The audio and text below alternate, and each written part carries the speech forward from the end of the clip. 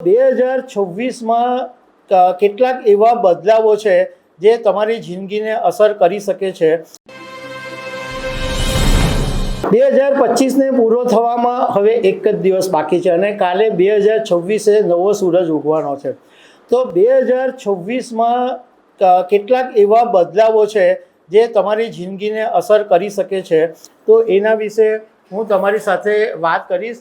મારું નામ રાજેશ શાહ છે અને તમે જોઈ રહ્યા છો ગુજરાતના સૌથી મોટા ડિજિટલ ન્યૂઝ પ્લેટફોર્મ ખબરછે.com। પહેલો બદલાવ એ થઈ શકે 2026ના નવા સુરતથી કે 8મો પગાર પંચની જે સરકારે જાહેરાત કરી છે એને કારણે કેન્દ્રીય કર્મચારીઓનો જે પગાર છે એમાં મોટો વધારો થઈ શકે છે અને એ વધારો થશે તો પૈસા માર્કેટમાં આવી શકે છે।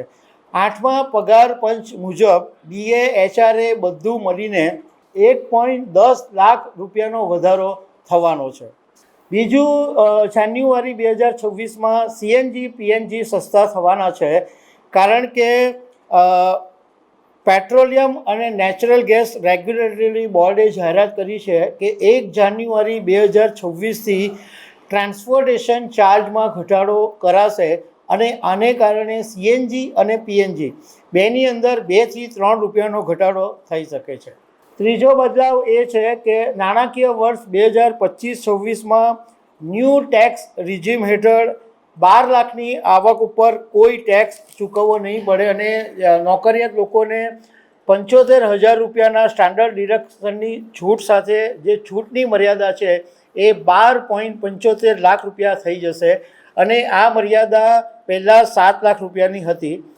ચોથો એક બદલાવ છે એ ઘણા બધા લોકોની જિંદગીને અસર કરી શકે એમ છે કે સ્મોલ સેવિંગ્સની જે સ્કીમ છે એના વ્યાજ દરની અંદર થોડો ઘટાડો થઈ શકે છે કારણ કે RBIએ રેપો રેટ જે ઘટાડીને હમણાં 5.25 બેઝ કર્યો એને કારણે થોડો ઘટાડો થઈ શકે। તો જે નાની નાની સેવિંગ સ્કીમ છે એમાં અત્યારના જે રેટ છે એમાં સુકન્યા સમૃદ્ધિ યોજનાનો અત્યારે 8.2% છે એટલે એમાં થોડા ઘટાડાની શક્યતા છે। એવી રીતના સિનિયર સિટીઝન સેવિંગ સ્કીમનો અત્યારે વ્યાજનો દર 8.2% છે। નેશનલ સેવિંગ સર્ટિફિકેટનો 7.60% છે। પોસ્ટ ઓફ ટાઈમ ડિપોઝિટ 5 વર્ષ માટે 7.5%, કિસાન વિકાસ પત્ર 7.5%, post office monthly scheme 7.4%, PPFમાં 7.1%, post of office time deposit 3 વર્ષ 7.1%, એમાં જ 2 વર્ષ 7%, એમાં 1 વર્ષ 6.9% અને પોસ્ટ ઓફ સેવિંગ્સ એકાઉન્ટમાં 4%। તો આ બધી જે નાની નાની જે સેવિંગ સ્કીમો છે એમાં થોડોક વ્યાજદર ઘટી શકે છે।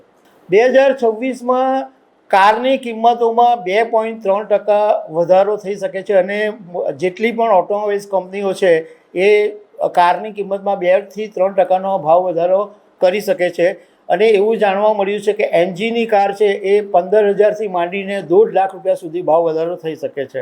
બીજું, 12 જાન્યુઆરી 2026થી રેલવે રિઝર્વેશન માટે તમારે આધાર કાર્ડ હવે ફરજિયાત થઈ જવાનો છે। 1 એપ્રિલ 2026થી નવો ઇન્કમ ટેક્સ એક્ટ પણ લાગુ થવાનો છે। તો આટલા 7 મુદ્દા છે કે જે 2026માં બદલાવ થવાનો છે એ તમારી જિંદગીને અસર કરી શકે છે। તો દર્શક મિત્રો, આવી અનેક વાતો સાથે અમે તમને મળતા રહીશું। Thank you very much.